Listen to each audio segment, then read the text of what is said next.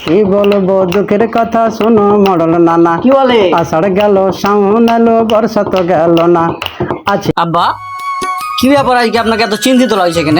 চিন্তা লাগছে যে হাঁসদের সমাকালে হ্যাঁ অনেক গম্ভীরা গান হইতো, হ্যাঁ আলকাপও হইতো। হ্যাঁ, তো হতো তো। গম্ভীরাটা এখন মাঝে মধ্যে দেখা যায়, হ্যাঁ কিন্তু আলকাপ পরিচালিত গান, এই গানটা কিন্তু দিন দিন বিলুপ্ত হয়ে উঠেছে, হারিয়ে গেছে। হারিয়ে গেছে।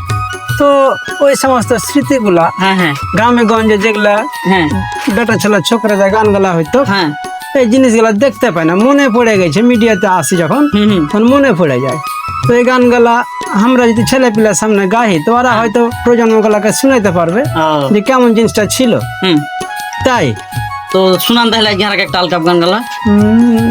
হ্যাঁ, মনে যখন করাইলা তখন একটা গান গালা গাহি। তো গাহিন তাহলে শুরু করেন। কি বলবো দুঃখের কথা শুনে হে মডল নানা, কি বলে? আষাঢ় গেল সেশন গেল, আষাঢ় গেল শ্রাবণ এলো বর্ষা তো গেল না।